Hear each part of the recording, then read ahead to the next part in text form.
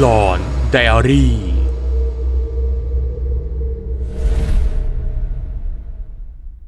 ล่าท้าตำนานทั่วไทยไปกับน้ำมันเครื่องอีเดมิสึท่ามกลางความมืดมิดในยามค่ำคืนหลังจากที่พวกชาวบ้านได้มาฟังสวดอภิธรรมและกลับบ้านกันไปจนหมดแล้วที่ศาลาวัดแห่งนี้ก็เหลือเพียงโลงศพที่ตั้งอยู่กับผู้ใหญ่เพิ่มและตาผ่านสัปเหร่อของวัดที่นั่งกงเล่าคุยกันเกี่ยวกับสภาพศพของไอ้เจิดที่นอนอยู่ในโลงไอ้เจิดมันตายไปแบบนี้ข้าว่ามันต้องเฮี้ยนมากๆแน่เลยก็นั่นนะสิข้าว่ามันต้องเป็นฝีมือไอ้ใบลูกน้องของเสียชัยแน่ๆเลยใครๆก็รู้ว่าเสียชัยอยากได้ที่ดินของไอ้เจิดแค่ไหนสิ้นคำของผู้ใหญ่เพิ่มก็ได้เกิดลมกันโชกแรงขึ้นจนต้นไม้รอบๆศาลานั้นสั่นไหวอย่างผิดธรรมชาติทันใดนั้นเองได้มีแมวสีดำกระโดดลงมากลางวงเล่าจนทั้งคู่ตกใจก่อนที่มันจะวิ่งหนีหายไปในความมืด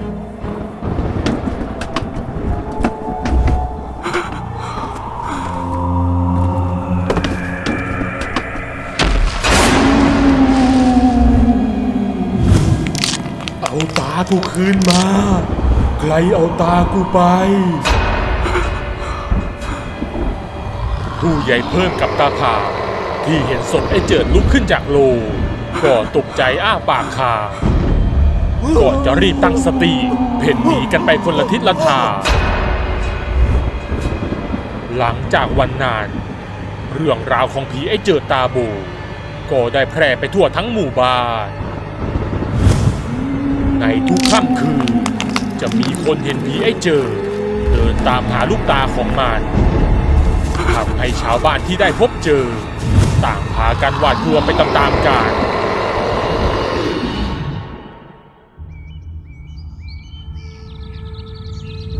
จะทำยังไงดีล่ะผู้ใหญ่ทุกวันนี้พวกฉันก็ไม่เป็นอันทำมาหากินกันแล้วไอ้เจิดนี่มันเฮี้ยนจริงๆถ้ามันยังไม่ได้ตาของมันคืนข้าว่ามันไม่ยอมไปผุดไปเกิดง่ายๆแน่ให้ฉันไปบอกเสียชัยให้ตาหมอผีมาจัดการดีไหมล่ะพ่อผู้ใหญ่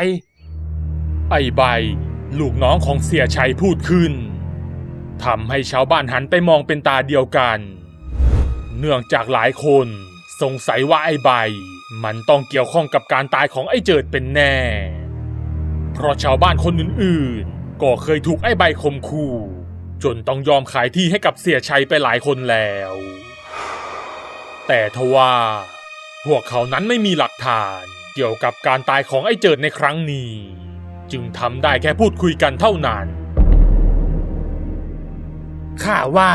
ผีไอ้เจิดมันต้องถูกสะกดวิญญาณไว้แน่มันถึงยังวนเวียนอยู่แบบนี้เห็นทีต้องไปขอให้หลวงปู่คำท่านช่วยแล้วล่ะไอ้ใบที่ยืนฟังอยู่ก็เริ่มมีสีหน้าไม่ดีเนื่องจากชาวบ้านต่างไม่เชื่อใจ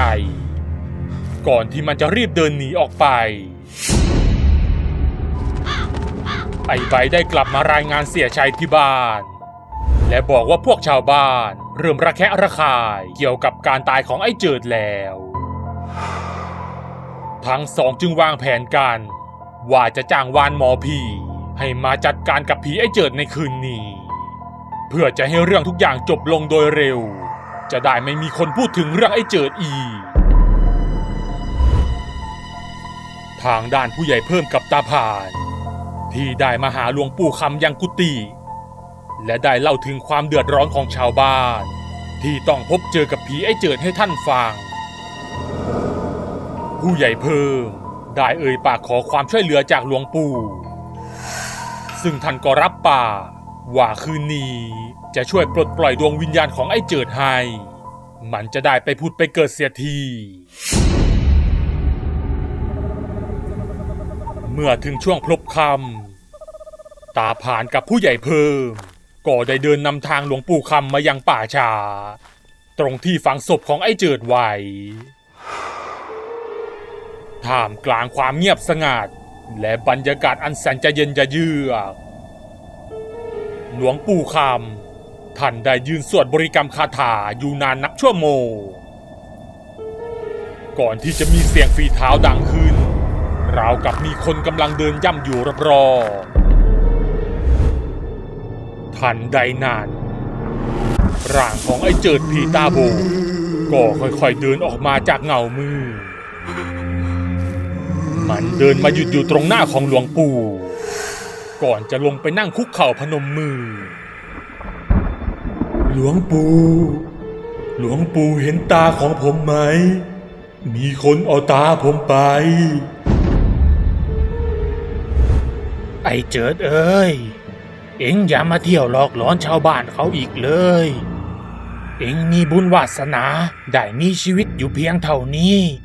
ก็ขอให้เอ็งไปสู่ที่ชอบเสียเถิดนะพูดจบหลวงปู่ก็หันไปเอาขันน้ำมนต์กับตาผานแล้วรดลงไปที่ร่างของไอ้เจิดเพื่อชำระล้างอาคมตามเนื้อตามตัวที่สะกดดวงวิญญาณของไอ้เจิดเอาไว้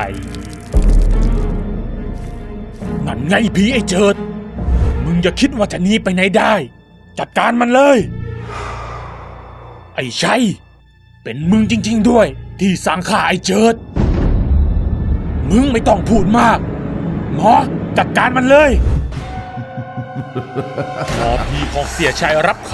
ำก่อนจะเริ่มพนมมือบริกรรมคาถา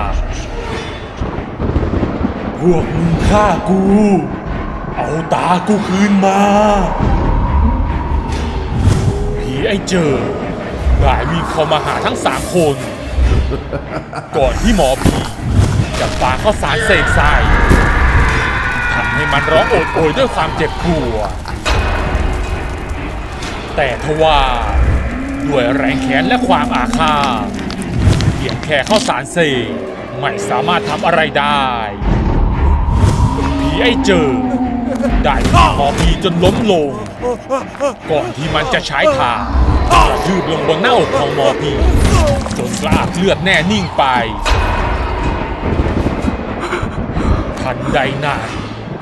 ผีไอ้เจิดก็ได้หันมาทางไอ้ใบก่อนจะรีบวิ่งเข้ามาหา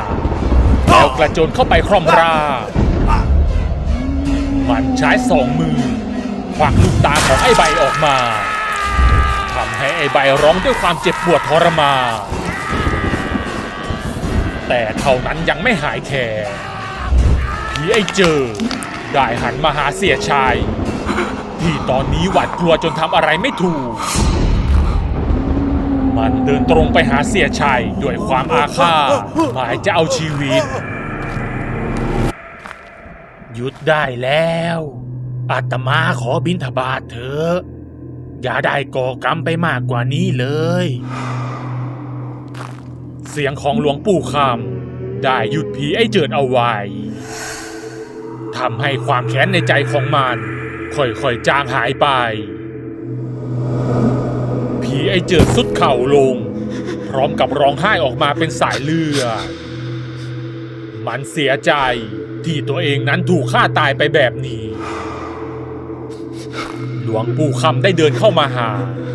และใช้ฝ่ามือลูบไปที่หัวของผีไอ้เจิดเบาๆปล่อยวางเสียเถอะนะคนที่ทำอะไรไม่ดีกับโยมเดี๋ยวเขาก็จะได้รับกรรมของเขาเองว่าจบเจิดก็ก้มลงกราบหลวงปู่คำก่อนที่ร่างของเขาจะสลายหายไปเมื่อถึงรุ่งเช้าเสียชัยก็ได้ถูกเจ้าหน้าที่ตำรวจบุกจับกุมตัวที่บ้านและได้รับสารภาพว่าตนนั้นร่วมมือกับไอ้ใบฆ่าไอ้เจิดเพื่อหวังเอาที่ดินที่ไอ้เจิดได้เอามาจำนองไว้หลังจากฆ่าแล้วตนก็ได้สั่งให้ไอ้ใบควักลูกตาของไอ้เจิดออกมาเพื่อเป็นการปิดตาซึ่งเป็นพิธีทางไสยศาสตร์เพราะเชื่อว่าจะสะกดดวงวิญญาณไม่ให้ตามหาตัวของคนที่ฆ่าเจอส่วนไอ้ใบนั้นก็เหมือนตายทั้งเป็นเพราะมันถูกควักลูกตาออกมา ทำให้ไม่สามารถมองเห็นได้อีกเลย และหลังจากวันนั้นที่ดินของไอ้เจอก็ได้ตกมาเป็นของวัด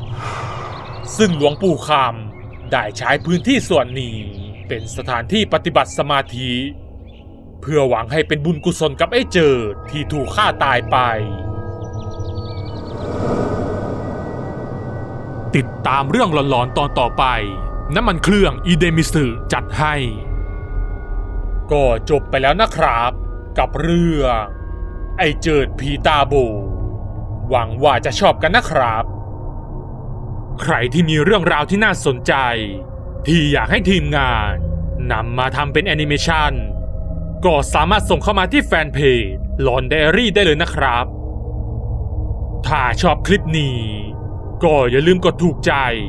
และกดติดตามหลอนไดอารี่ทางช่องทาง Facebook และ YouTube